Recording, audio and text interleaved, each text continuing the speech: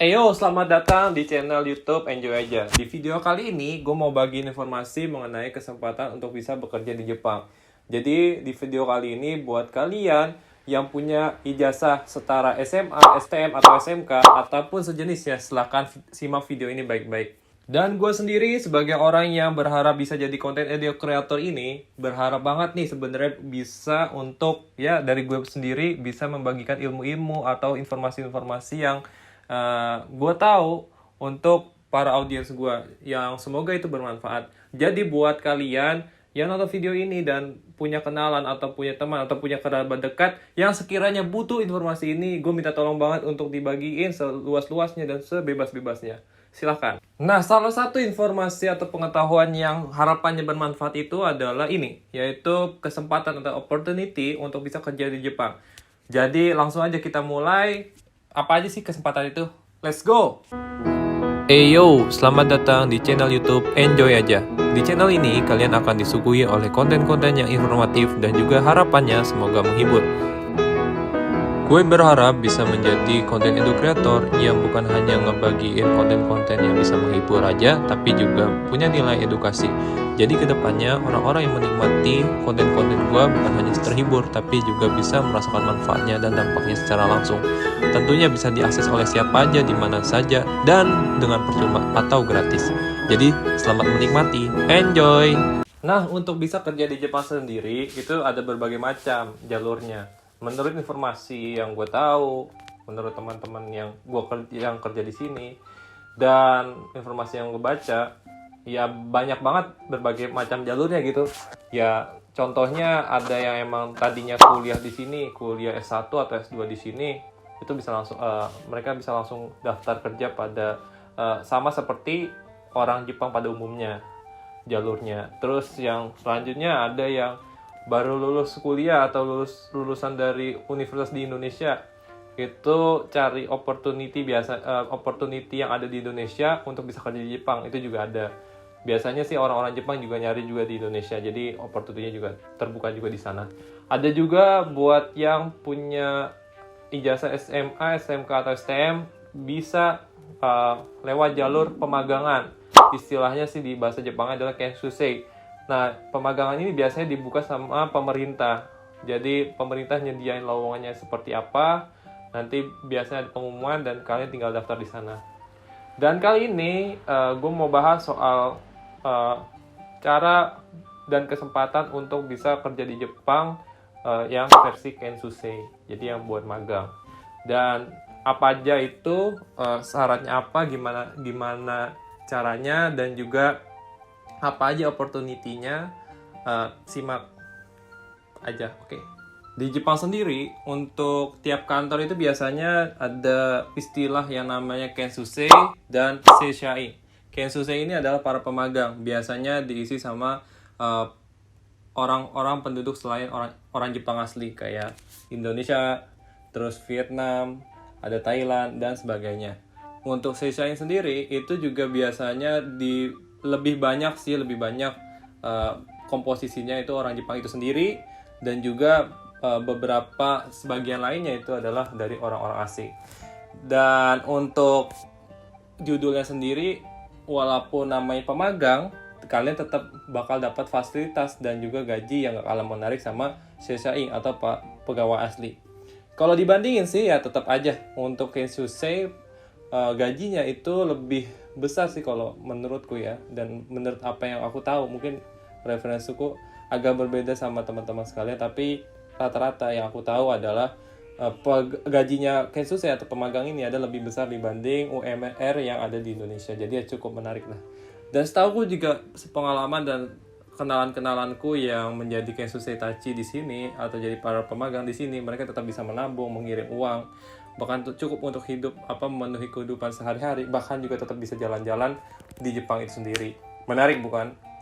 Dan ketika semisal kalian nantinya diterima sebagai kensusei atau pemagang di sini, kalian bakal mendapatkan periode 5 tahun, maksimal 5 tahun untuk jadi pemagang di sini. Untuk 3 tahun pertama kalian bakal istilahnya ya masa percobaan lah, untuk sebelumnya kalian bisa nambah lagi 2 tahun atau enggak. Dan setelah 5 tahun kalian bakal mendapatkan keuntungan seperti sertifikat kalian pernah magang di suatu perusahaan, sertifikat khusus gitulah. Dan setelah 5 tahun sebenarnya kalian tetap bisa untuk lanjut kerja di Jepang, tapi bukan sebagai pemagang. Ada visa khusus yang namanya Tokutei-gino atau visa keahlian khusus. Di situ kalian bakal mendapatkan manfaat ya, salah satunya yang paling jelas ada kalian bakal dianggap seperti pegawai asli. Cuma tetap ada batas waktunya ya, kontrak gitu sih. Cuma gaji dan fasilitasnya sama kayak pegawai asli. Jadi sangat menarik kan. Dan periodenya itu ya maksimal 5 tahun, terus bisa diperbarui lagi sampai seterusnya. Istilahnya kayak pegawai outsourcing aja yang ada di Indonesia. Kalau kalian kenal atau familiar dengan istilah itu. Menarik bukan? Tapi karena video kali ini gue mau bahas khusus soal Kensusei atau program pemagangan di Jepang, untuk bahasan kayak soal visa Tokutei-gino dan lain sebagainya, mungkin bakal gue bahas di video lainnya kalau ada kesempatan. Nah, langsung aja kita bahas soal Kensusei atau pemagangan di Jepang. Gue coba jelasin dulu ya apa itu program pemagangan di Jepang. Jadi sebenarnya asal-usul program pemagangan di Jepang ini muncul karena tadi memang awal mulanya antara kedua belah pihak, antara Indonesia dengan Jepang itu saling butuh. Jadi sebenarnya juga ini udah berlangsung sejak lama, sekitar tahun 1993 kerjasama ini. Kerjasama ini dihasilkan antara kerjasama Indonesia, yaitu dari Kementerian Ketenagakerjaan Indonesia dengan International Manpower Development Organization Japan, atau biasa dikenal dengan istilah IM Japan lah bahasanya kayak gitu. Yang tentunya kerjasama ini menguntungkan kedua belah pihak, di mana Indonesia tuh untung karena terbukanya kesempatan atau lapangan kerja bagi warga negaranya untuk kerja di Jepang. Dan untuk Jepangnya sendiri, sebagaimana kita tahu bahwa mereka sedang kekurangan sumber daya manusia mudanya, usia mudanya, yang mengakibatkan berkurangnya tenaga kerja mereka. Akhirnya mereka mendapatkan terbantunya mereka mendapatkan tenaga kerja dari negara lain seperti Indonesia salah satunya, kayak gitu. Nah, langsung aja sih, kalau misalkan kalian mau daftar program ini, itu syaratnya apa aja? Mari kita lihat apa aja itu. Syarat yang kalian harus penuhi untuk bisa ikut program pemagangan di Jepang adalah sebenarnya dibagi 2 syarat. Pertama, syarat umum dan syarat dokumen. Syarat umumnya adalah contohnya kayak berat badan kalian, tinggi badan kalian, terus juga riwayat penyakit kalian itu harus diterangkan semua, dan juga kalian tuh nggak boleh bertato atau ditindik.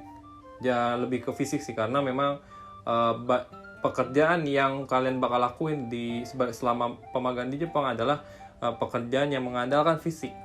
Dan juga untuk selanjutnya, untuk syarat dokumen ya, salah satu contohnya adalah kayak KTP, SKCK, surat keterangan berperilakuan baik dari polisi, ijazah, surat izin atau sertifikat keahlian dan sebagainya. Dan itu aja sih kurang lebihnya untuk syarat-syaratnya. Tapi nanti gue bakal tetap lampirin di video kali ini. Kalian bisa nanti ya bisa lihat, cek satu-satu apa kalian sudah punya syarat-syarat itu semua.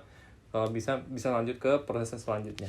Semisal kalian udah yakin semua syarat yang tadi aku sebutin semuanya itu udah kalian penuhi, kalian bisa mendaftarkan diri kalian ke website di Disnaker daerah kalian ataupun di website resminya BNPP TKI. Biasanya seharusnya dari pihak Disnaker atau BNPP TKI itu sendiri menyebarkan informasi pemagangan ini secara luas kepada masyarakat. Kalau biasanya sih nanti di website atau kalian bisa tanya sendiri ke pihak Disnaker apakah apakah sudah dibuka atau adakah lowongan untuk program pemagangan di Jepang. Atau biasanya di website resminya BNPP TKI sendiri itu cukup update untuk masalah penyaluran tenaga kerja ini ke luar negeri. Atau sebenarnya ada jalur lain, kalian bisa ikut jalur lembaga pelatihan kerja atau LPK. LPK ini adalah lembaga yang memang bekerja sama-sama pemerintah, jadi informasi-informasi soal penyaluran tenaga kerja itu pasti mereka dapat. Dan biasanya para pemagang atau para Kensusei yang bakal magang ke Jepang ini itu melalui lembaga-lembaga LPK ini. Mereka resmi dan juga ada surat izin dari pemerintah. Jadi kalian harus juga hati-hati. Kalau misal kalian pengen masuk LPK, dicek dulu LPK itu asli atau enggak, karena ada surat izinnya. Dan di LPK ini kalian bisa mendapatkan secara, ya nggak perlu repot nyari informasi yang belum tentu kapan adanya, karena kalian cukup mengandalkan pihak dari LPK, karena pihak LPK akan memfasilitasi kalian informasi tersebut, bahkan membimbing kalian agar bisa diterima di program yang kalian ingin daftarkan, yaitu adalah program pemagangan di Jepang. Walaupun lebih praktis, tentunya ada harga yang harus dibayar, yaitu butuh duit. Seperti yang gue bilang sebelumnya, kok semisal kalian mau coba jalur mandiri, kalian usaha sendiri, daftarin diri kalian ke Disnaker atau BNPB TKI, ya kalian nggak perlu merogoh kocek, ya cukup kalian rajin-rajin ngecek aja berkala informasi apakah udah dibuka proses program pemagangannya atau belum di website, atau ya kalian datangin langsung aja ke kantornya atau di website resminya BNPB TKI. Koceknya 0. Semisal kalian nggak mau repot kayak gitu, kalian bisa menggunakan jasa dari lembaga LPK yang tadi gue sebutin. Jadi lembaga ini, kalian kalau misalkan mau dapat fasilitas dari lembaga ini, kalian harus jadi anak bimbingnya, istilahnya jadi muridnya lah. Kalian harus daftar dan biaya pendaftar itu sendiri sekitar 4-6 juta lah. Dan di sana kalian bakal dibimbing untuk persiapannya, mulai dari fisik, terus juga bahasa Jepangnya, bahasa nanti kalian karena di Jepang pasti kalian diajarin bahasa Jepang di sana, dan persiapan lainnya yang nantinya bakal jadi materi uji seleksi sebelum kalian dipilih menjadi pemagang di Jepang nanti. Karena tentu ada prosesnya, dan itu butuh waktu juga. Dan tentunya yang seperti gue bilang di awal, kalian juga tetap harus hati-hati, karena tadi gue bilang pendaftaran itu butuh uang, dan LPK itu mungkin karena ada beberapa kasus juga ada LPK palsu. Kalian juga harus hati-hati untuk ngecek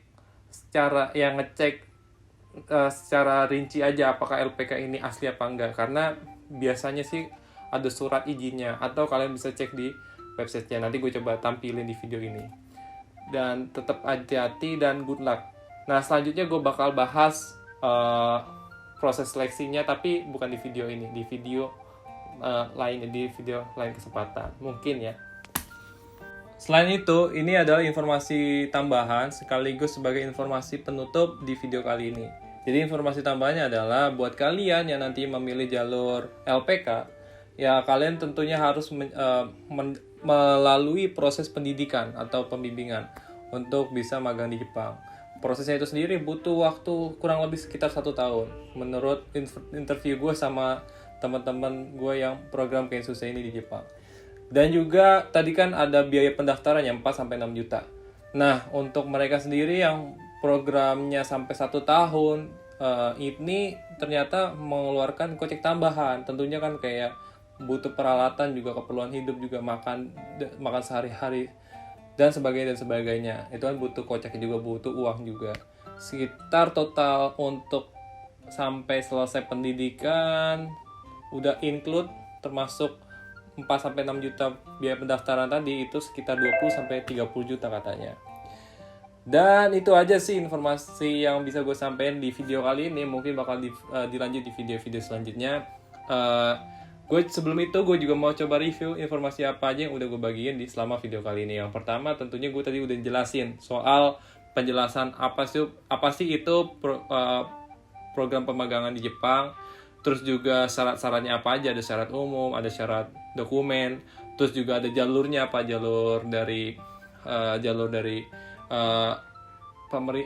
lembaga khusus, lembaga pemerintahan, atau dari LPK. Dan juga keterangan tambahan dari kalau misalnya kita mau daftar lewat LPK itu kayak gimana dan nanti prosesnya kayak gimana. Dan sebenarnya juga ada tambahan sih, selain tadi kalian ikut program lowongan yang disediain sama IM Japan, sebenarnya ada lagi lowongan-lowongan yang tersedia. Itu kerjasama antar lembaga dengan lembaga, setahu gue. Itu istilahnya jalur swastanya lah. Kalau tadi jalur negerinya antara pemerintahan dengan pemerintahan. Nah, kalau yang ini adalah jalur swasta yang mungkin informasi lowongannya itu cuma ada di LPK. Jadi ini kelebihan LPK. Jadi ketika kalian mau mendaftar program pemagangan di Jepang, kalian nggak mendapat kesempatan untuk diterima di Jepang, kalian masih ada kesempatan lainnya, yaitu lewat jalur swasta. Prosesnya sih agak nggak jauh beda, cuma kurang lebih sama, cuma beda jalurnya aja, beda penyalurnya aja kayak gitu. Ya itu aja informasi yang bisa gue bagiin di video kali ini. Semoga apa yang gue bagiin bermanfaat buat kalian. Ya silakan kalau misalnya ada tanya jawab, tulis aja di kolom komentar. Dan juga seperti pesan gue di awal, kalau misalkan ini bermanfaat dan mungkin di kerabat kalian juga bisa kiranya membutuhkan informasi ini, tolong sebarkan seluas-luasnya dan sebebas-bebasnya. Terima kasih buat kalian yang udah mau nonton video ini. Selamat menikmati video-video lainnya. Enjoy. Good luck juga buat kalian yang mau nyoba program pemagangan di Jepang atau mungkin program-program lainnya. Goodbye.